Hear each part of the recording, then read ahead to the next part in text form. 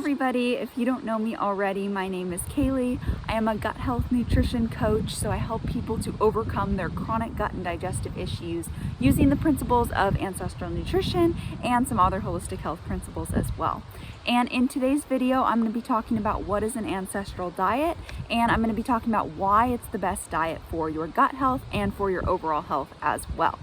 So I'm going to be starting out talking about how our health as humans has really drastically declined in these past few centuries. And then I'm going to get more into what is an ancestral diet, why we should go back to the way our ancestors ate, what the benefits are of it, and then I'll tie it into how it's really beneficial for gut healing as well. But before we get too far into the video, I do want to let you guys know that I have a couple of spaces open in my program, Ancestral Gut Healing, right now. So if you are interested in getting to the root cause of your gut issues and healing them very naturally and holistically through diet and lifestyle, then my program is likely a great fit for you. And if you want to hear more about it, I'll talk more about it at the end of the video. But back to today's video. So basically our health, like I said, has drastically decreased as a species over the past few centuries. So a few examples, or I actually have a lot of examples of this, are people are much more overweight nowadays. So about 40% of people in the US are obese, and an additional 30% are overweight. So that leaves only 30% left to be either underweight or a healthy weight. So that's not very good.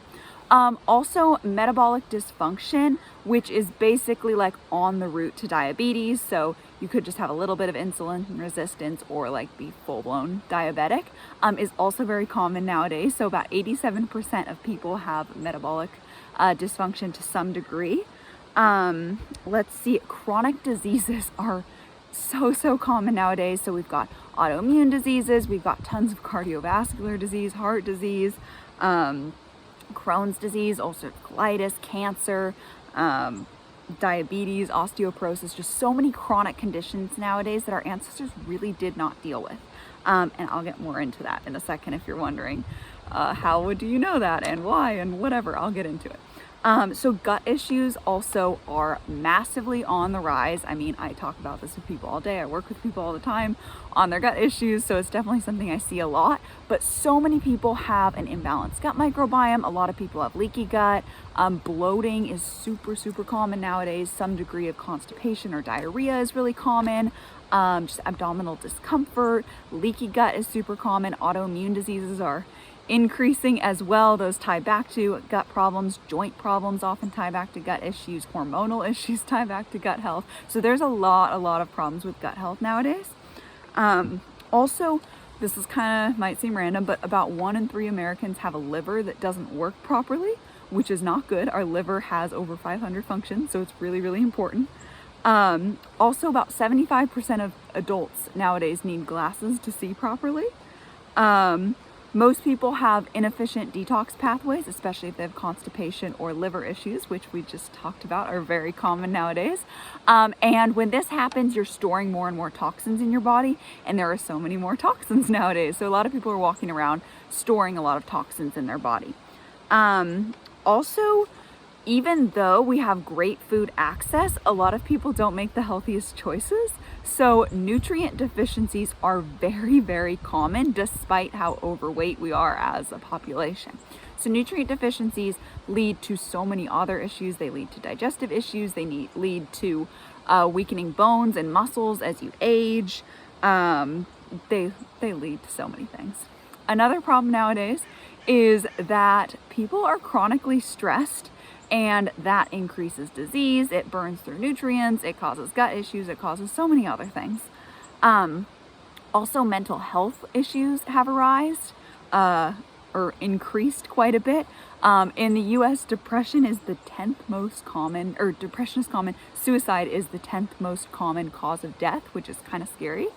Also, testosterone is down. You probably heard this a lot, but male testosterone has decreased about 20% in the last 20 years, and free testosterone has decreased 45%, And let's see, sperm counts have gone down about 59%, which overall has just led to a decrease in fertility.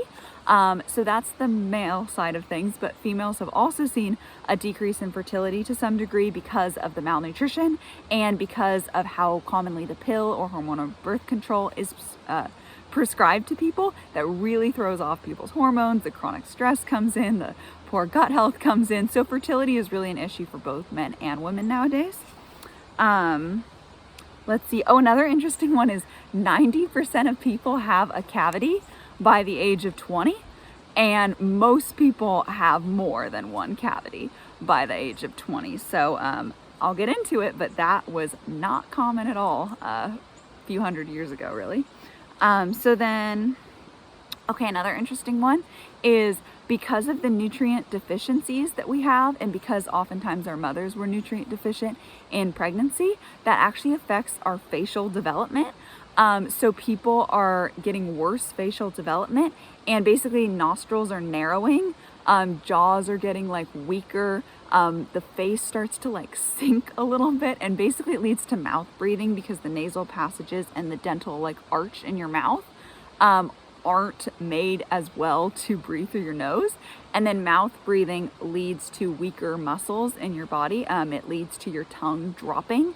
So normally, this is a little tangent, but normally your tongue is on the top of your mouth and you breathe through your nose, and having your tongue there is like correct facial posture or tongue posture.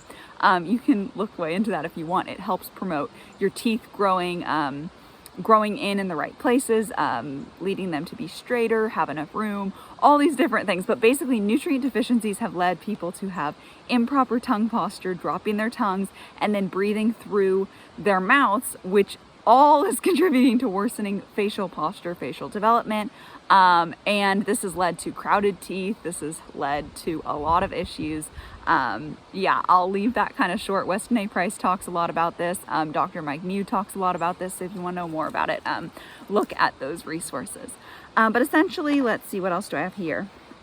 Okay, so that's not even everything, but I don't want to ramble on too long about how health has really taken a dive for the worse nowadays. But those are just a few kind of statistics to just really put into perspective how poor modern human health is. And of course, some people take advantage of the good quality food that you can buy, the equipment you can exercise with. Some people take advantage and are super healthy, and that's what I hope you do, because we actually have a great opportunity to be like the healthiest ever nowadays if we choose to go that route. So I'm just talking about on average humans have declined in health. Obviously it is not everyone at all, or not everyone. So anyway, let's see, what did I have here? Many of the things that I just talked about have just become thought of as a normal part of aging, something that just happens. You know, when you get old, you're either going to get cancer, or you're going to get heart disease, or you're going to get a stroke, or you're going to get osteoporosis, or fall and break your hip, or get dementia. Or those things are not normal at all, and our ancestors just did not get these things. And one thing I want to note is it's commonly said like, yeah, but they only live till 30. Well, that number is an average that's pulled down by infant mortality and like childhood mortality. So there was an issue like with children dying back in the day. But if you made it past, I think it was like 15 or 20 or something like that, then your life expectancy is about the same as it is nowadays, like 70s, 80s, something like that. So if you've heard that before, like people used to only live till 30, that's just an average that's pulled down by the childhood mortality. So obviously there are pros and cons of both times. I'm not trying to say it was magical and perfect back then, but I'm trying to say that we have forgotten this lost ancestral wisdom in the way that we eat and we nourish our bodies and we take care of our health. And by going back and looking at what they did and looking at their health, we can bring those principles into our lives now and greatly, greatly benefit from it. So let's see. So basically I want to talk now about our ancestors, what I mean by that, how their health was, what their diets were like, all that kind of stuff. So the main source that I have for this is Weston A. Price. If you haven't heard of him already, he's a dentist who traveled the world in the 1930s, and he went to look at these isolated populations, he called them, So basically these were people that were not influenced by like trading modern technology, like modern food systems. So these are people that were still living the way that their ancestors had lived for centuries or probably even decades. So he went to the Swiss Alps, he went to different parts of Africa, he went to North America to see the Eskimos, to see the Native Americans, he went to like the Polynesian Islands, he went to a lot of different places. And basically he looked at, these isolated populations, what they were eating. A lot of times they were isolated for like a geographical reason, like they were in an island that was hard to get to, or they were way up high in the mountains where it was hard to get to. So basically what he found was these people were eating not just like whole foods, but they were eating nose to tail animal foods. They were eating every part of the animal. They were eating the organs, they were eating the bones, they were scooping the marrow out of the bones, and they were eating the muscle meat, but they were eating every muscle of the animal. And whenever they would have grains or like seeds or nuts or legumes, they would soak them, they would sprout them, they would ferment them. They learned over time that when they ate these foods by just cooking them or trying to eat them raw, that they had stomach issues, that things didn't sit well. So they learned to sprout them, to soak them, to ferment them, and now we know that this is decreasing the anti-nutrients in those foods and making them easier to digest. So he saw that they were doing that. They ate lots of raw dairy in some places. In other places they were eating lots of seafood. They typically had one or the other. A lot of places ate a very high meat diet. Some places it wasn't the highest, like in the Swiss Alps, but they were eating tons of raw dairy all the time. These people were eating eggs, they were eating veggies, they were eating fruit, but the main common themes he found was they were eating nose to tail animal foods. They were eating some fruits and veggies. It really depended on the place, how much or how little. And they were always properly preparing those grains, nuts, seeds, and legumes. And then aside from that, they weren't really eating anything else. I mean, they didn't have access to sugar or to coffee or to like white flour that was like refined how we do nowadays. They didn't have access to seed oils or processed foods or fast foods or anything like that. So that's kind of the way he found they were eating. He did find certain foods were prized among different cultures, like salmon roe or shark liver or cod liver oil, things like that.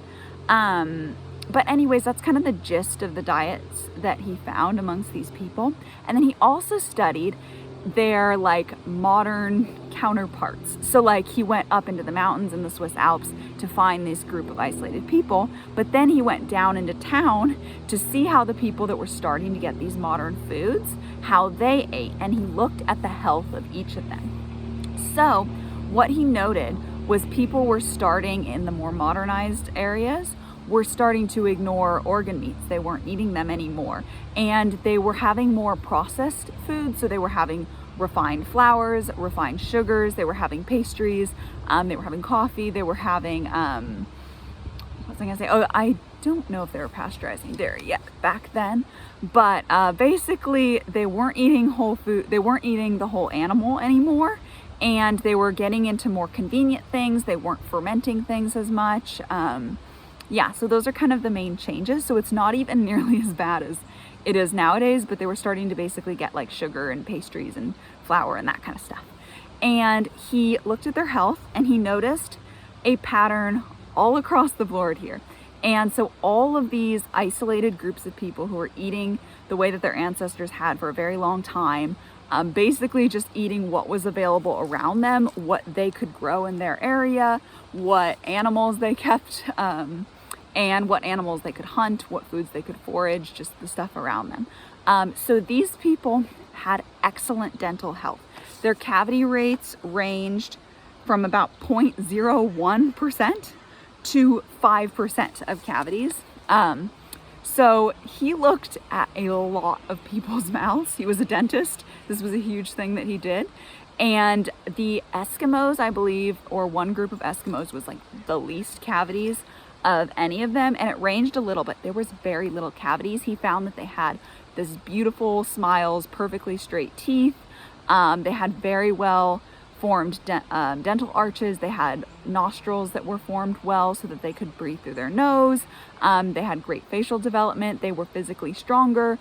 they didn't get like diseases that the people in the like more modern towns, or modern for the time towns, were getting. So like he noticed tuberculosis was very, very low amongst the isolated people, but it was very high in the towns. And let's see, there was just so many things he noticed health-wise between these people. So that is kind of the main source I have basically here. And also some of it becomes a little bit common sense when you start to go outside and see what foods you could eat, what are around you, how you would have to prepare them, how you would have to make use of everything, hence the like nose to tail, using the organs and everything. But yeah, so that's kind of the main thing. He documented this very, very well. His book is nutritional,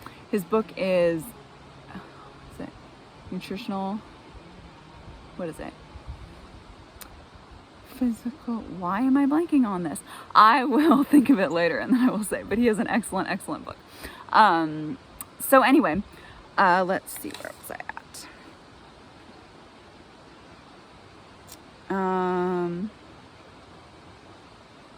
So basically he also like studied the nutrients in these foods. He found that they were eating more nutrients in their diet, that he looked at like how vitamin A and vitamin K were so important for you and your dental health and all these different things. And basically assessed that we need to go back to incorporating some of these principles in order to reap the benefits, in order to be the healthiest that we possibly can. So a lot of people have embraced this nowadays.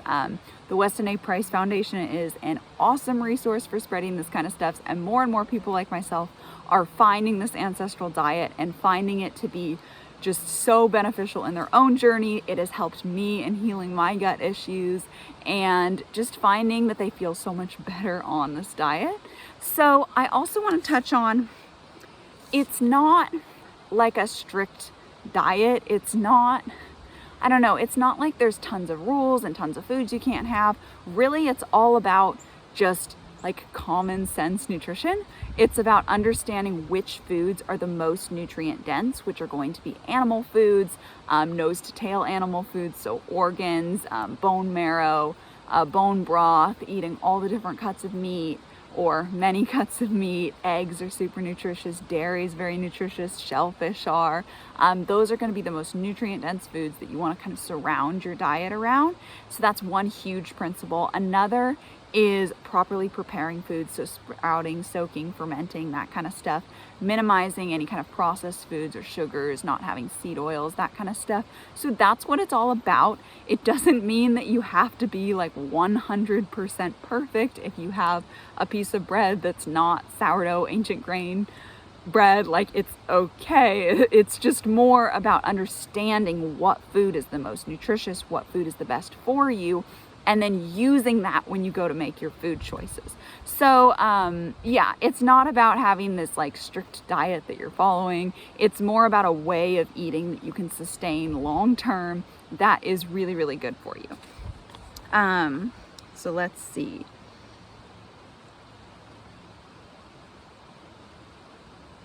So then I wanted to touch on why this is so good for gut health. So basically, an ancestral diet, like I just said, is prioritizing the most nutrient dense foods. You need nutrients to heal your gut when you have gut issues.